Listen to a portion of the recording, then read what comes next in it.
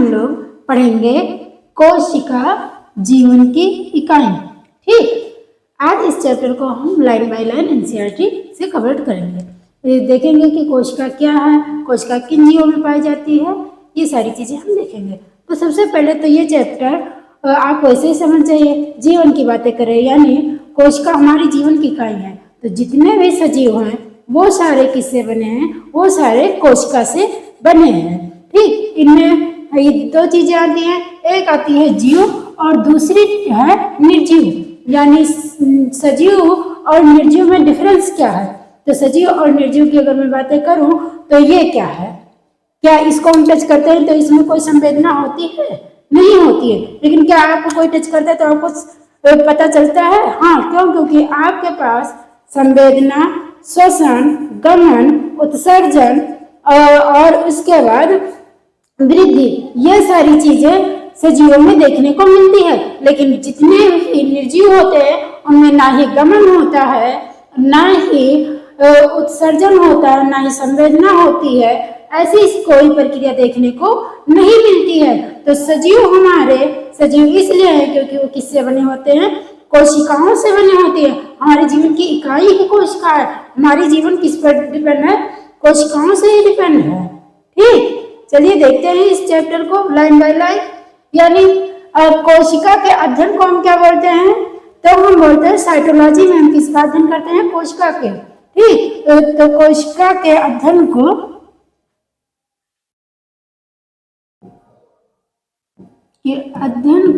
क्या बोला जाता है?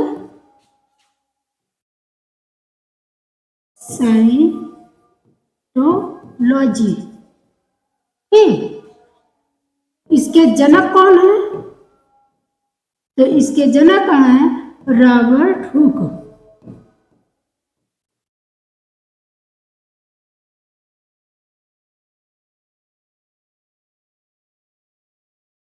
देखा कि कोशिका के अध्ययन को हम क्या बोलते हैं? साइटोलॉजी बोलते हैं। चलिए देखते हैं। जब आप अपने चारों तरफ देखते हैं तो आपको सजीव और निर्जीव दोनों को आप पाते हैं। तो सजीव और निर्जीव में डिफरेंस पता होगा कि आपके जो सजीव होते हैं वो कुछ लक्षण दिखाते हैं और वही लक्षण आपके निर्जीवों में देखने को नहीं मिलती है। आप अवश्य आश्चर्य करते होंगे, आपसे पूछते होंगे कि ऐसा क्या है जो हमको निर्जीवों से अलग करता है। तो जो चीजें मैं अभी बताई हूँ कि निर्जीवों में ना ही गमन होता है, ना ही श्वसन होता है, ना ही उत्सर्जन होता है, ना ही पाचन होता है, ना ही कोई संवेदना होती है। लेकिन जितने जीव कोशिका से बने हुए हैं, यानी जितने सजीव होते हैं, उनके अंदर गमन, श्वसन, परिवहन, परिवर्तन और ये सारी चीजें, वृद्धि वगैरह, ये सारी चीजें देखने को मिलती है। जिस कारण जीव कहलाते हैं और निर्जीव जीव नहीं हो सकते। तो यही कारण है। ठीक, इस जिज्ञासा का उत्तर तो केवल यही हो सकता है कि जीवन की आधारभूत इकाई जो क्या है? कोशिका। ठीक, जैसे एक घर बनाने के लिए ईंट की जरूरत पड़ती है, ऐसे ही सजीव की जो पूरी बॉडी बनी होती है वो भी किससे बनी होती है? इकाई उससे बनी होती है, कोशिका से ही मिलकर पूरी बॉडी बनी होती है। सभी जीवधारी कोशिकाओं से बने होते हैं। यानी जितने भी सजीव हैं वो किससे बने हैं? वो कोशिकाओं से बने हैं। इनमें से कुछ सजीव एक कोशिका के होते हैं और कुछ कैसे होते हैं? बहुकोशिकीय होते हैं। तो अगर हम कोशिकाओं के अकॉर्डिंग अगर बात करें तो कुछ सजीव होते हैं हमारे एक कोशिकीय और कुछ क्या होते हैं? बहुकोशिकीय होते हैं। तो इनमें जो हमारे हैं, देखिए, जो एक कोशिका से बने होते हैं उन्हें हम एक कोशिकीय जीव कहते हैं, जबकि दूसरे हमारे जैसे अनेक कोशिकाओं से बने हैं तो उन्हें हम क्या कहते हैं? बहुकोशिकीय या मल्टीसेलुलर। तो जैसे हमारे कुछ जीव होते हैं जो कि ओनली वन सेल से बने होते हैं, लेकिन अगर हम लोग की बातें करें तो हम लोग किससे बने हैं? हम लोग बहुत मल्टीपल सेलुलर है। क्यों? क्योंकि बहुत सारी कोशिकाओं से हम लोग बने होते हैं। तो जितने भी जीव अगर आप नेक्ड आंखों से देखें तो जो दिखाई देते हैं वो कैसे हैं? मल्टी सेलुलर हैं। ठीक है, लेकिन जो हमारे एक कोश के जीव होते हैं यूनिसेलुलर, वो हमें नेक्ड आई से नहीं दिखाई देते हैं। ठीक, आइए बात करते हैं कोशिका क्या है। तो कोश के जीवधारी स्वतंत्र अस्तित्व यापन हुआ, जीवन के सभी आवश्यक कार्य करने में सक्षम होते थे। जितने भी जीव कोशिका की अगर मैं बातें करूं तो एक कोशिकीय जीव भी एक ही कोशिका से अपनी पूरी पाचन उत्सर्जन यानी पूरी क्रिया को चला लेते हैं। जो बहु कोशिकीय वो भी अपना जीवन उसी को बहुत सारे कोशिकाओं से भी यापन होती है। अगर मैं बातें करूं तो जो जीवन की इकाई इनकी कोशिका है, उन्हीं से सारे काम इनके क्या होते हैं। कोशिका के बिना किसी का कोई भी स्वतंत्र जीव अस्तित्व नहीं है। जो बिना कोशिका के उसका कोई जीवन नहीं है। ठीक, अब कोशिका है क्या? तो कोशिका हमारे जीवन की मूलभूत संरचनात्मक व क्रियात्मक इकाई है। ठीक, कोशिकाओं से ही हमारी संरचना बनी हो। हाथ कैसे है, पैर कैसे है, मुंह कैसे है, होठ कैसे है, ये सारी चीजें किस पर डिपेंड करती हैं? कोशिका की संरचना पर डिपेंड करती है। और यही संरचना काम क्या करती है? यही संरचना जब हम कोई कार्य करते हैं, जैसे ये उंगलियां, कोई भी काम करने के लिए या कुछ पकड़ने के लिए यही जो संरचना यही तो काम करती है। तो इसीलिए हम कोशिका को क्या मानते हैं कि कोशिका हमारे जीवन की मूलभूत संरचनात्मक व क्रियात्मक इकाई होती है। ठीक है, अब इसकी खोज किसने की? ठीक, इसकी खोज किसने की? तो अगर हम इसकी खोज की बातें करें तो इसकी खोज लीवेनहॉक ने पहली बार कोशिका को देखा। तो लीवेनहॉक से पहले भी हमारे एक वैज्ञानिक थे। ठीक, तो वो वैज्ञानिक का नाम था, पहले उनको पहले एंट्री करवा दे, तो वो थे हमारे सबसे पहले जिन्होंने कोशिका को देखा था। तो सबसे पहले रॉबर्ट हुक ने 1665 ईस्वी में मृत कोशिका की खोज की थी।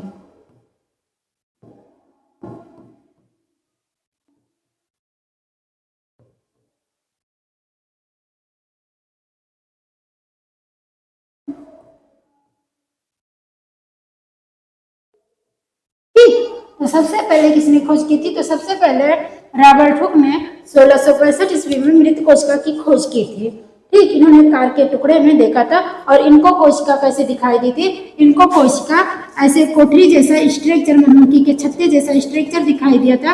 और इन्होंने कहा था कि कुछ हमको छोटी कोठरी जैसे स्ट्रक्चर दिखाई देता है, और इसी को इन्हें क्या बोला था? कोशिका बोला था। ठीक है, ये किसमें देखे थे? कार के टुकड़े में, कार एक प्लांट होता है उसके टुकड़े में मृत कोशिका को देखे थे। ठीक है, अब दूसरे आते हैं एंटन वान लीवेनहॉक। तो एंटन वान लीवेनहॉक ने पहली बार कोशिका को देखा। तो इन्होंने किस कोशिका को देखा था? इन्होंने जीवित कोशिका। जब आपसे कोई पूछेगा कि मृत कोशिका की खोज किसने की, तब आप रॉबर्ट हुक को बताएंगे। लेकिन जब पूछेंगे कि हमारी जीवित कोशिका की खोज किसने की थी, तो जीवित कोशिका की खोज एंटन वान लीवेनहॉक ने देखा। जीवित कोशिका, ठीक है, जीवित कोशिका। उसके बाद दूसरे का एंट्री होता है रॉबर्ट ब्राउन। रॉबर्ट ब्राउन ने केंद्र की खोज की। यह है कोशिका, लो कोशिका पहले बनना दो। ये कोशिका है। कोशिका के अंदर एक गोल स्ट्रक्चर होती है, गहरे कलर की होती है, बीचों बीच में होती है ये। ठीक, जिसे हम क्या कहते हैं? जिसे हम कहते हैं केंद्रक। अब इस केंद्रक की खोज किसने की थी? तो इस केंद्र की खोज रॉबर्ट ब्राउन ने की थी। ठीक, सूक्ष्मदर्शी की खोज के बाद इनके काफी सुधार होने के बाद इलेक्ट्रॉनिक सूक्ष्मदर्शी द्वारा कोशिका सिद्धांत, हम लोग ने कोशिका की हिस्ट्री पढ़ी। ठीक, एक बार कोशिका की हिस्ट्री का रिवीजन अभी बाद में मैं करवा दूंगी, पहले इसको पढ़ लेते हैं। तो कोशिका सिद्धांत किसने दिया?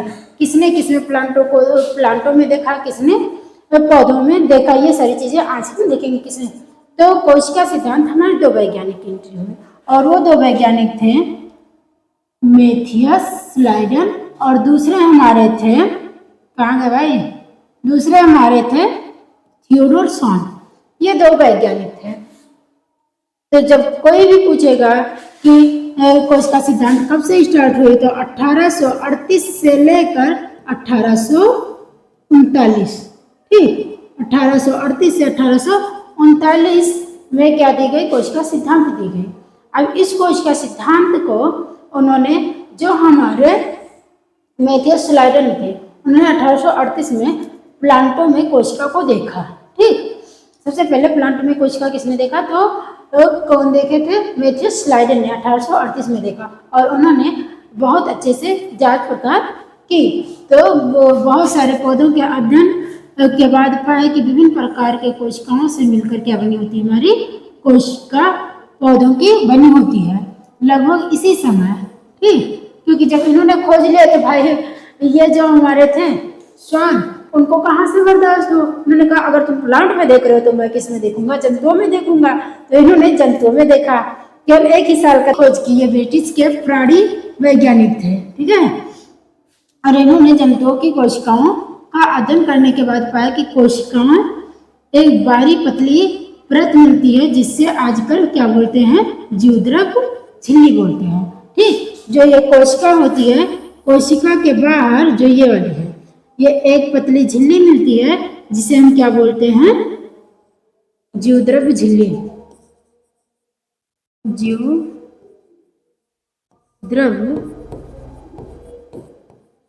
झिल्ली, जीवद्रव झिल्ली भी कहते हैं, कोशिका झिल्ली,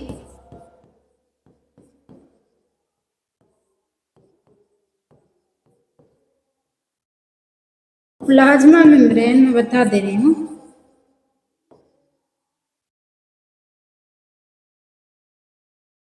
उसके बाद सेल मेम्ब्रेन।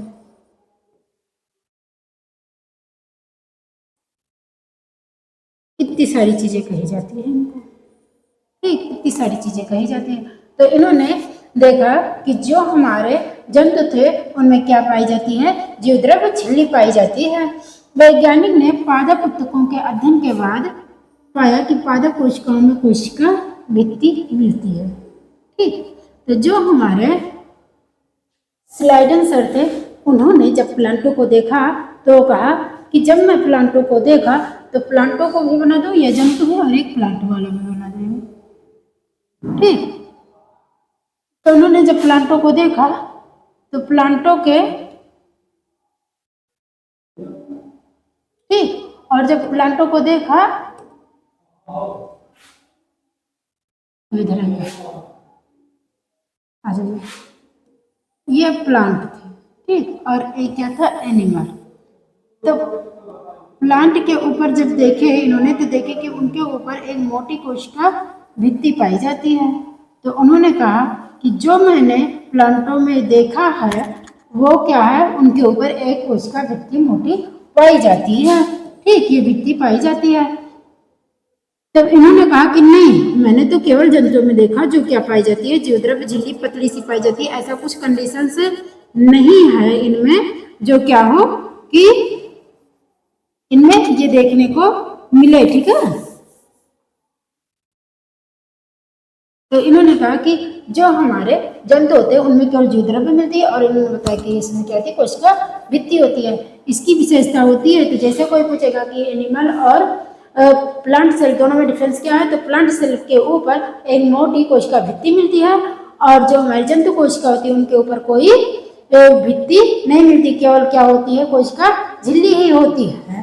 ठीक, उपयुक्त आधार पर श्वान ने अपनी परिकल्पना रखते हुए बताया कि प्राणियों और वनस्पतियों का शरीर कोशिकाओं और उनके उत्पाद से मिलकर बना, और इन्होंने यह परिकल्पना भी दी। ठीक, किसने, तो हमारे जो ये सर थे, ठीक, श्वान सर, इन्होंने बताया कि जितने भी सजीव हमारे ये किससे मिलकर बने होते हैं, इनकी सारी कोशिकाएं प्राणी और वनस्पति की शरीर की 70 कोशिकाओं से ही मिलकर बनी होती है। ये इन्होंने परिकल्पना दी। ठीक, उसके बाद जब इन्होंने सारी चीजें कर, स्लाइडन और श्वान ने संयुक्त रूप से कोशिका सिद्धांत प्रस्तावित कर दी, तब इनसे पूछा गया, ठीक, कि दोनों लोग तो ये कर दिए हो, ये काम अपना कंप्लीट कर दिए हो, एक ने प्लांट में भी देख लिया और एक ने जंतु में भी देख लिया, और ये परिकल्पना भी दे दी हो श्वान जी कि सारे प्राणी और सारे एनिमल किससे बने होते हैं, कोशिका से बने होते हैं। ये बताओ कि कोशिका आती कहाँ से है आखिर, तो ये कोशिका हमारी कहाँ से आती है, दोनों लोग का मुंह बन गया, क्योंकि ये ना बता पाए कि हमारी ये कोशिका आती कहाँ से है। ठीक, तो ये दोनों ये नहीं बता पाए थे कि हमारी कोशिका नई कोशिकाओं का निर्माण कैसे होता है। ये बताने में क्या रह गए, असफल रह गए। ठीक है, तब क्या हुआ, तब एंट्री होती है तीसरे साइंटिस्ट की, और वो तीसरा साइंटिस्ट कौन है, तो तीसरा साइंटिस्ट है रोडोल्फ वर्चोव। ठीक, रोडोल्फ वर्चोव ने 1855 में यह स्पष्ट किया कि कोशिका विभाजित होती है। ठीक, तो 1855 में रोडोल्फ वर्चोव ने एंट्री की कि चलो तुम दोनों ने इतना बता दिया, इतना काफी है, अब मैं ही बता दे रहा हूं कि ये कोशिका आती कहां से है। ठीक, तो इन्होंने बताया कि हमारी कोशिका क्या होती है, विभाजित होती है। जैसे एक कोशिका से क्या होती है, दो कोशिका बनती है। ठीक, यानी पुरानी कोशिका से ही नई कोशिका की क्या होती है, निर्माण होती है। ठीक है, अब ये न्यू कोशिका बन गई।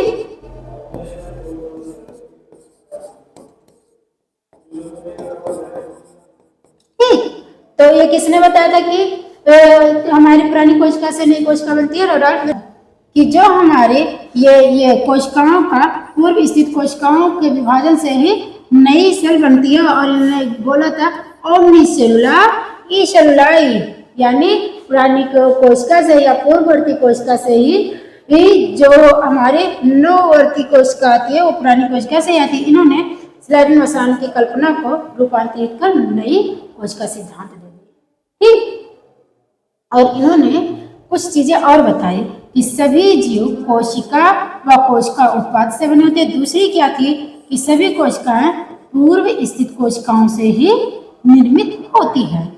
ठीक, इतना कंप्लीट है। आपको सेल हिस्ट्री और सेल सिद्धांत ये दोनों एकदम कंप्लीट हो गए। चलिए आगे देखते हैं कि ये लोग कोशिका का समग्र अवलोकन कैसे किए। ठीक, तो इसका अवलोकन ये लोग ऐसे किए, एक प्याज की झिल्ली जो पतली सी होती है ना, पारदर्शी, उस झिल्ली को लिए और एक मनुष्य के मतलब चिक्का क्या लिए, थोड़ी सी कोशिका या ऊतक लिए, उन दोनों को सूक्ष्मदर्शी में देखे तो उनको क्या हुआ, उनको दिखाई दी जो आपकी प्याज की झिल्ली थी उसमें को देखे तो उसमें देखे इस टाइप के, उसके ऊपर कोशिका भित्ति नजर आई। ठीक, ऐसे ऐसे करके जो प्याज की झिल्ली थी उसके कोशिकाओं के ऊपर एक मोटी लेयर दिखाई दी। ठीक, और उन्होंने कहा कि जो प्लांट सेल होते हैं उनमें क्या होती है, कोशिका भित्ति होती है। लेकिन जब चिप को देखें तो ऐसा कोई कंडीशंस नहीं मिला। ठीक, इनके ऊपर एक प्लाज्मा झिल्ली जैसे ही स्ट्रक्चर पाई गई और ऐसा कुछ देखने को नहीं मिला। ठीक है, ये केंद्रक रहे और ये इनकी बाहर की झिल्ली रही।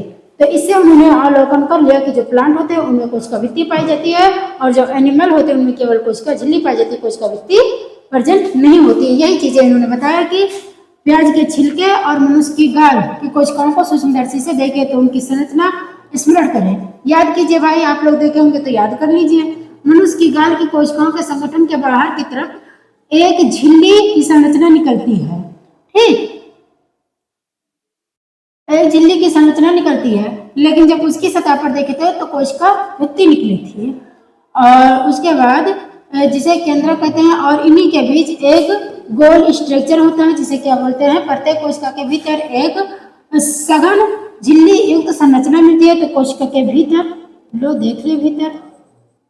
ठीक, इस भीतर को हम देख लिए और इसी भीतर को जब सघन देखे तो गोलाकार संरचना थी जिसी को क्या बोल दिए, ये झिल्ली युक्त संरचना में थी जिसे केंद्रक कहते हैं। और केंद्रक की खोज किसने की थी, रॉबर्ट ब्राउन ने की थी।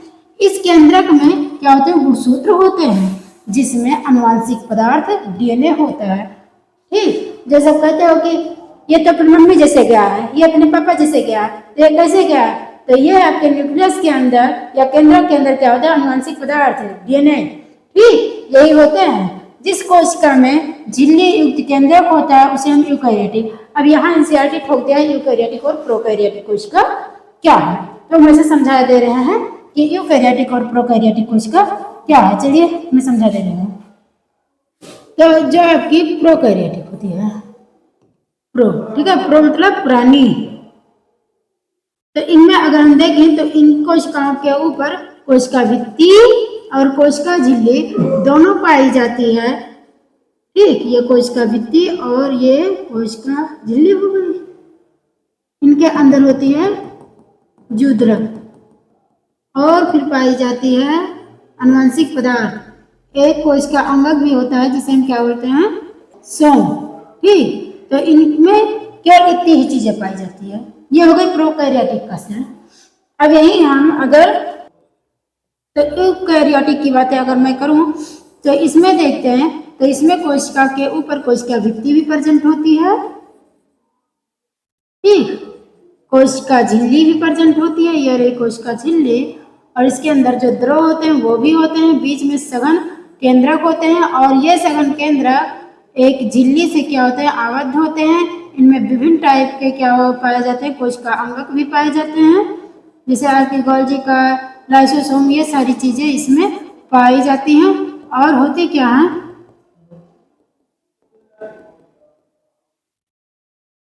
ठीक, ये सारे अंगक इसमें प्रेजेंट होते हैं। तो प्रोकैरियोटिक और यूकैरियोटिक में डिफरेंस बस अभी तो इसमें इतना ही बताया गया। आगे और डीपली पढ़ाया जाएगा कि यूकैरियोटिक कोशिका क्या है और प्रोकैरियोटिक कोशिका क्या है। थोड़ा सा इसमें बता दिया गया कि जो वो कोशिका जिसके अंदर केंद्रक मिलता है उसे हम बोलते हैं यूकैरियोटिक, और जिसके अंदर केंद्रक नहीं मिलता उसे हम क्या बोलते हैं, प्रोकैरियोटिक, ठीक। यूकैरियोटिक कोशिका के इसके आयतन को घेरे हुए एक अर्ध तरल अवयव मिलता है जिसे कोशिका द्रव्य कहते हैं। ये मैंने बता दिया, कोशिका द्रव्य यही है, ठीक है। जीव द्रव्य या कोशिका द्रव्य एक ही है। कहते हैं दोनों पादप व जंतु कोशिकाओं में कोशिकीय क्रियाओं हेतु कोशिका द्रव्य एक प्रमुख स्थल होता है। कोशिका की जीव अवस्था संबंधी विभिन्न रासायनिक अभिक्रियाएं यही संपन्न होती है। तो कौन करवाती है, तो यूकैरियोटिक के अंदर। अब हम क्या देखेंगे, ठीक। तो अब यूकैरियोटिक कोशिका में केंद्रक के अतिरिक्त अन्य झिल्ली युक्त संरचनाएं मिलती है जिसे हम क्या बोलते हैं, कोशिकांग। और ये किसमें मिलते हैं, कोशिकांग। कोशिकांग किसमें मिलते हैं, तो यूकैरियोटिक में मिलते हैं। और यूकैरियोटिक कोशिका आप भी बने हुए यूकैरियोटिक से, ठीक है।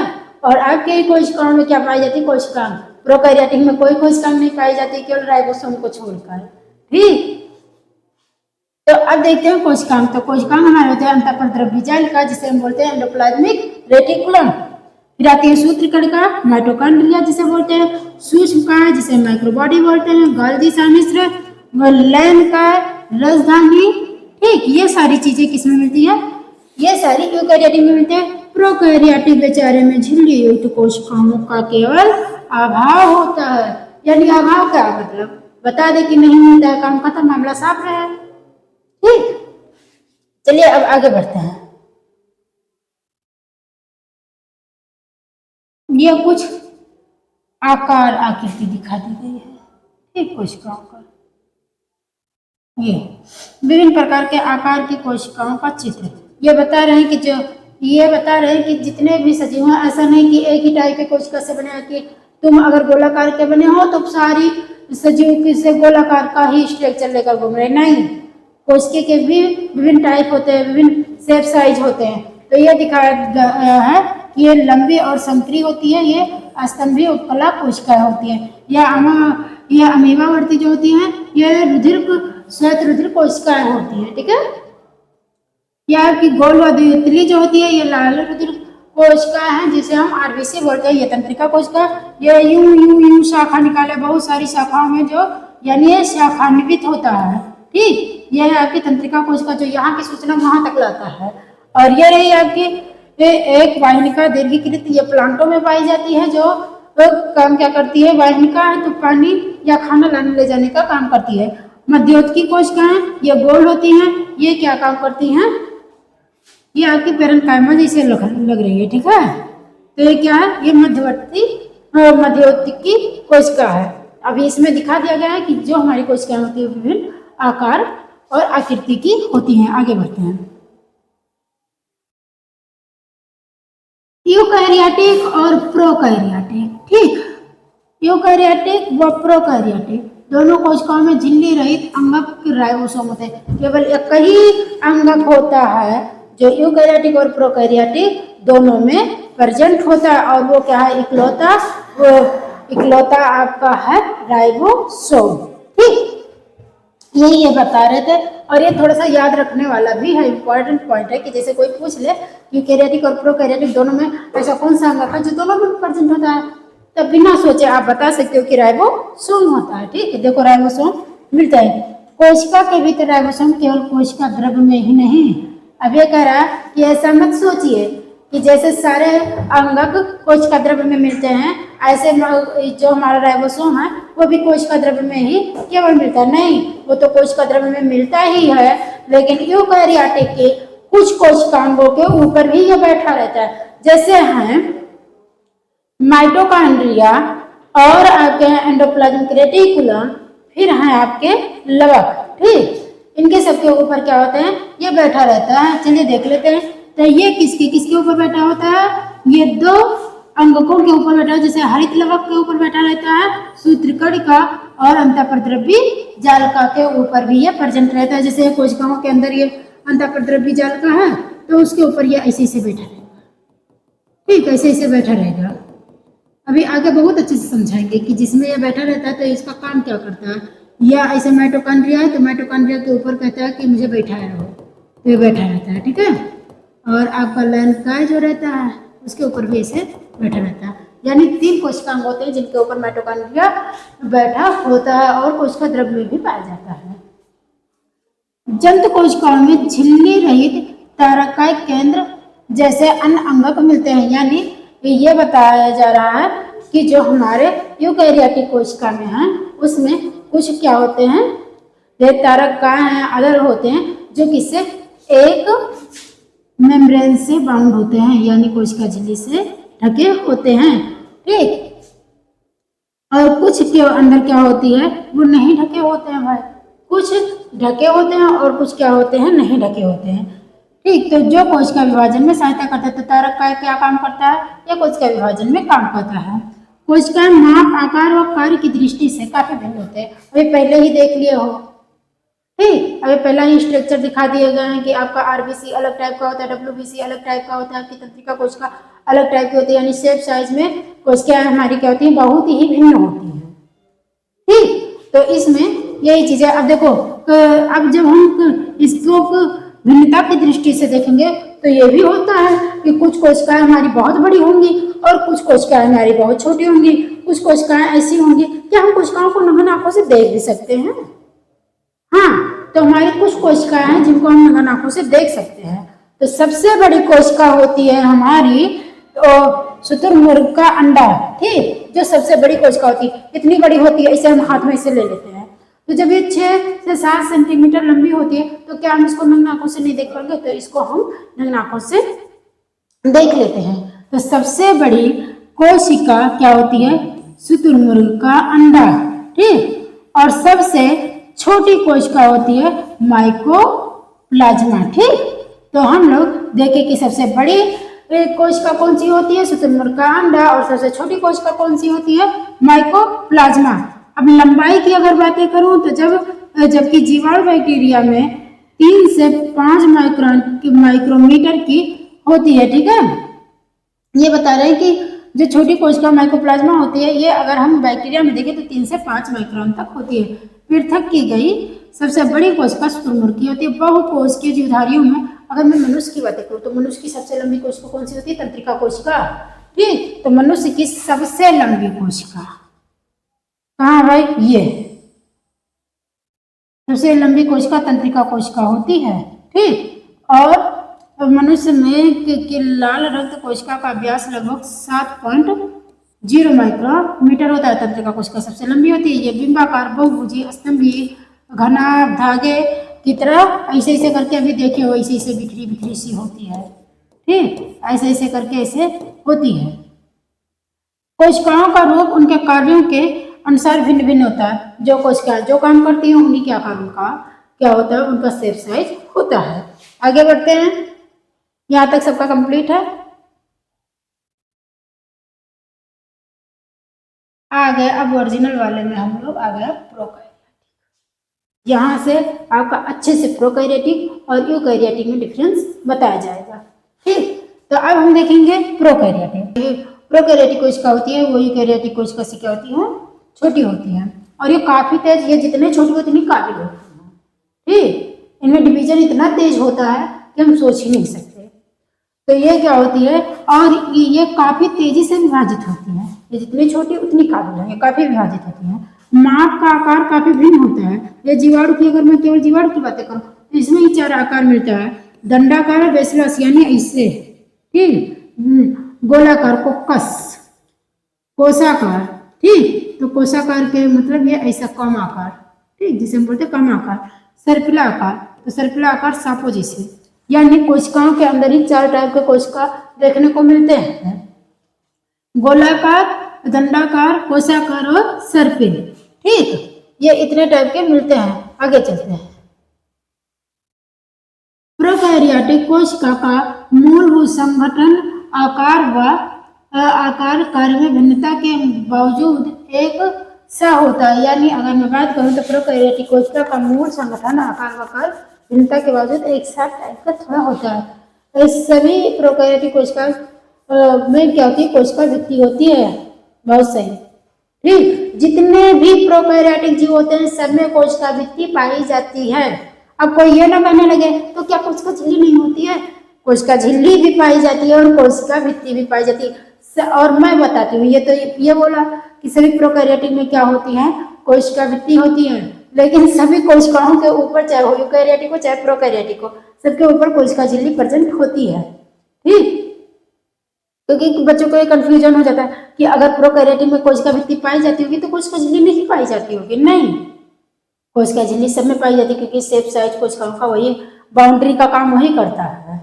ठीक, तो इसमें कोशिका झिल्ली और कोशिका भित्ति दोनों प्रेजेंट होते हैं। जो कोशिका झिल्ली से घिरी होती है, केवल माइकोप्लाज्मा को छोड़कर, माइकोप्लाज्मा ये एक ऐसा प्रोकैरियोटिक जीव है जिसके ऊपर कोशिका भित्ति नहीं पाई जाती। बाकी जितने भी प्रोकैरियोटिक होते हैं उनके ऊपर कोशिका भित्ति प्रेजेंट होती है। ठीक, साइटोप्लाज्म में एक तरल मैट्रिक्स के रूप में ये भरा होता है, यानी जो कोशिका होते हैं, कोशिका के अंदर एक क्या होता है, कोशिका भित्ति, कोशिका झिल्ली तो खैर होती है, और इन्हीं कोशिकाओं के अंदर है साइटोप्लाज्म, जिसे हम क्या बोलते हैं, जीवद्रव्य बोलते हैं, और उसके बाद कोशिका द्रव्य बोलते हैं। ये सारी कंडीशंस देखने को मिलती है। इसमें कोई स्पष्ट विभेदित केंद्रक नहीं होता, ये बहुत पहले ही पढ़ रहे हो। ठीक, अनुवांशिक पदार्थ मुख्य रूप से नग्न व केंद्रक झिल्ली द्वारा प्रबद्ध नहीं होते। जो इनके अंदर अनुवांशिक पदार्थ पाए जाते हैं ये वैसे ही पाए जाते हैं, नग्न। ठीक, और यह नहीं कि किसी से बद्ध हो। जब इनमें केंद्रक ही नहीं पाई जाएगी तो बेचारा कहाँ पाया जाएगा, साइटोप्लाज्म में ही पड़ा रहेगा नग्न।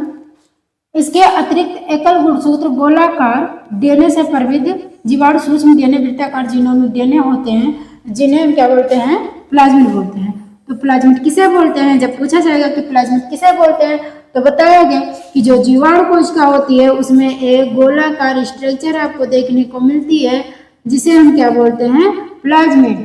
तो इनके जीनोमिक डीएनए के बाहर भी एक्स्ट्रा डीएनए मिलता है जिन्हें हम क्या बोलते हैं, प्लाज्मिड।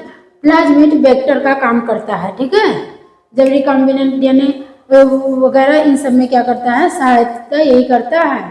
ठीक, इसको हम लोग बहुत अच्छे से इंटर में पढ़ेंगे, ये बताएगा भी कि उच्च कक्षाओं में पढ़ेंगे। तो उच्च कक्षाओं में क्या, तो इंटर में पढ़ेंगे और बहुत अच्छे से चैप्टर दिया गया है। आगे बढ़ते हैं। ठीक, तो जैसे प्लाज्मिड में कभी कंफ्यूजन ना करो, क्योंकि क्या होती है, ये प्लाज्मिड बहुत तेजी से गुणन करती है। ठीक है, तो जिससे क्या काम होता है कि रिकॉम्बिनेंट डीएनए ये सारी चीजें करवाने में, जीन चेंज करवाने में इनका ही यूज होता है। इस चीजा को लाई वगैरह है ना, तो इनमें बहुत तेजी क्या करता है, गुणन करता है, तो इसीलिए हम इनका यूज करते हैं। प्लाज्मिड जीवाणु कोशिका में एक एक्स्ट्रा जेनेटिक मटेरियल है। ठीक है, और ये कैसा होता है, गोलाकार होता है। इतना बता देना, इतना सब जान जाएंगे। देखो ये क्या काम करता है, ये बाहरी डीएनए, ठीक है, बाहरी डीएनए के साथ रूपांतरण व प्रवर्धन हेतु उपयोगी होता है। ठीक है, यही चीजें मैं बताएंगे। केंद्रक झिल्ली यूकैरियोटिक में पाई जाती है। राइबोसोम के अलावा प्रोकैरियोटिक में यूकैरियोटिक के अंग नहीं पाए जाते। ये तो बहुत पहले पढ़ लिए हो कि केवल एक ऐसा ही अंग है जो यूकैरियोटिक और प्रोकैरियोटिक दोनों में पाया जाता है, वो है राइबोसोम। और राइबोसोम को छोड़कर प्रोकैरियोटिक कोशिका के अंदर कोई भी हम लोग नहीं पाया जाता है। ठीक है, प्रोकैरियोटिक में कुछ विशेष प्रकार के अंतर्दृष्ट मिलते हैं। प्रोकैरियोटिक की यह विशेषता उनमें कोशिका झिल्ली के एक विशिष्ट विभेदित आकार में मिलती है जिसे हम मेसोसोम बोलते हैं। मेसोसोम क्या है आप समझा देते हैं, इसको मैं डिलीट करती हूँ, फिर मैं आपको समझाती हूँ मेसोसोम क्या है। जब हम कोशिका को देखते हैं तो इनकी कोशिका की जो अंतः परत होती है जिसे हम क्या बोलते हैं, कोशिका झिल्ली, ये कोशिका झिल्ली अंदर की तरफ वलित हो जाती है, जिसे हम अंतःवलित बोलते हैं। अब इन्हीं को हम क्या बोलते हैं, मेसोसोम। ठीक, ये पुट्टिका जैसा स्ट्रक्चर बनाती है, इसी को हम क्या बोल देते हैं, मेसोसोम बोलते हैं। तो जैसे कोई पूछेगा कि मेसोसोम किसे बोलते हैं तो कहोगे कि जो जीवाणु होती है प्रोकैरियोटिक में कोशिका झिल्ली अंदर की तरफ वलयित हो जाती है, यानी पुट्टिका जैसा स्ट्रक्चर बनाती है, मुड़ जाती है। इतना समझ में आया? ठीक, अंदर की तरफ क्या हो जाती है, ऐसे जैसे ये कोशिका झिल्ली है, ये अंदर की तरफ क्या हो जाती है, मुड़ जाती है। इसी को हम क्या बोलते हैं, मेसोसोम। और ये डिवीजन में भी काम करता है, अंदर ऐसे मुड़ते मुड़ते जाता है, मुड़ते मुड़ते जाता है और लास्ट में क्या बढ़ जाता है और ऐसे से डिवीजन हो जाता है। ठीक है, चलो आगे बढ़ते हैं, यहाँ तक समझ में आ गया। अब कोशिका का आवरण और इसके रूपांतरण देखते हैं। ठीक, तो अधिकांश प्रोकैरियोटिक कोशिकाओं में विशेषकर जीवाणु कोशिकाओं में एक जटिल रासायनिक कोशिका आवरण होती है जो दृढ़ता पूर्वक तीनों को बांध कर रखती है, तीन से अस्तरीय संरचना में बनाती है जिसे हम ग्लाइकोकैलिक्स कहते हैं।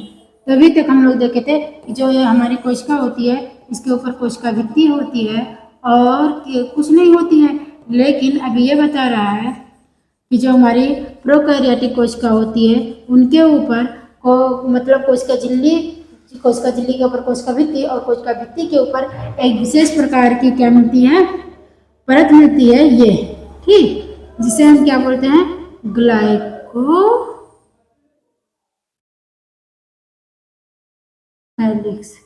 ठीक, जिसे हम क्या बोलते हैं, ग्लाइकोकैलिक्स। ठीक, तो एक क्या होती है, जीवाणुओं में तीन स्तरीय संरचना होती है, कोशिक ग्लाइकोकैलिक्स, उंगली ही भाई भूल गए कौन सा गिराना। तो एक होता है ग्लाइकोकैलिक्स से बाहरी परत जो दृढ़ भी होता है, दूसरी होती है कोशिका भित्ति, तीसरी होती है कोशिका झिल्ली। ठीक, बाह्य परत ग्लाइकोकैलिक्स जिसके पश्चात क्रमशः कोशिका भित्ति होता है, फिर जीवद्रव्य झिल्ली होती है। यद्यपि आवरण के प्रत्येक परत का कार्य भिन्न होता है, यानी सबका कार्य अलग अलग, तीन परत पाई जाती है, तीन अलग अलग होता है। यद्यपि आवरण के प्रत्येक का कार्य तीनों मिलकर एक सुरक्षा इकाई बनाते हैं। यानी भाई जो बाहरी परत है तो बाहरी परत थोड़ा थोड़ा काम तो चेंज होता है, लेकिन तीनों का काम क्या है, प्रोटेक्शन देना ही होता है। जीवाणुओं को उनकी कोशिका आवरण में भिन्नता व ग्राम के द्वारा विकसित किया गया, यानी इनको क्या काम किया गया, जीवाणुओं को कलर किया गया। ठीक, और उनकी कोशिका भित्ति को देखी गई तो जो क्या हुई, दो श्रेणियों में वर्गीकृत किया गया, एक ग्राम धनात्मक और एक ग्राम ऋणात्मक। ये अवरंजित किया, अवरंजित मतलब रंग, ठीक, कलर किए यानी रंगे, और रंगने के बाद क्या हुआ कि जो रंग गई उसे ग्राम धनात्मक बोले और जो नहीं रंग गई उसे हम ग्राम ऋणात्मक बोल दिए। ठीक है, यही बोला कि अभिरंजन विधि के प्रति विभिन्न व्यवहार के कारण दो श्रेणियों में वर्गीकृत किया गया। जब यह अभिरंजित किया तो एक तो कलरफुल हुई, एक कलरलेस रही। तो जो कलरफुल रही उसे क्या बोले कि ये ग्राम पॉजिटिव है और ये ग्राम निगेटिव है। चलिए आगे बढ़ते हैं, यहाँ तक क्लियर हो गया ना, फिर आगे बढ़ते हैं। देखो, ग्लाइकोकैलिक्स विभिन्न जीवाणुओं में संरचना में मोटाई में भिन्न भिन्न होती है। ऐसी नहीं कि ये इतनी मोटी सब जीवाणुओं में पाई जाती है, नहीं, सब में क्या होती है, अलग अलग होती है। कुछ में ढीली अच्छाद होती है, यानी कुछ में ढीली ढाली ऐसे बनती होती है, ऐसे ऐसे ऐसे ऐसे ढीली ढाली बनती होती है, लेकिन कुछ में टाइटली ऐसे बनती होती है। ठीक, तो कुछ में क्या होती है, टाइटली बंधी होती है और कुछ में ढीली ढाली बंधी होती है। तो ढीली अच्छाद होती है, जो ढीली होती है उसे हम क्या बोलते हैं, अवपंक कवक। ठीक, अवपंक परत। ठीक, उसे हम क्या बोलते हैं, जो ढीली ढाली होती है उसे हम बोलते हैं अवपंक परत। जैसे ढीली ढाली है जैसे हम अवपंक परत बोलते हैं। वह दूसरे में यह मोटी व कठोर आवरण के रूप में हो सकती है, जिसे हम संपुटिका या कैप्सूल कहते हैं। तो जिसमें टाइटली बंधी होती है उसे हम क्या बोलते हैं, संपुटिका या कैप्सूल बोलते हैं। तो दूसरा, कोशिका भित्ति कोशिका के आकार को निर्धारित करती है, यानी आकार आकृति बनाने का काम किसका होता है, कोशिका भित्ति का होता है। और सशक्त संरचनात्मक, सशक्त मतलब थोड़ी सी कठोर भूमिका प्रदान करती है, जीवाणु को फटने तथा निपातित होने से बचाती है, यानी निपातित मतलब मरने से क्या होती है, बचाती है कि कहीं फटकरे में मर न जाए। ठीक है, तो ये फटने वटने से ये बच जाती है। ठीक, इतना कंप्लीट हो गया, इतना समझ में आ गया है ना तुम लोग को। आगे बढ़ते हैं।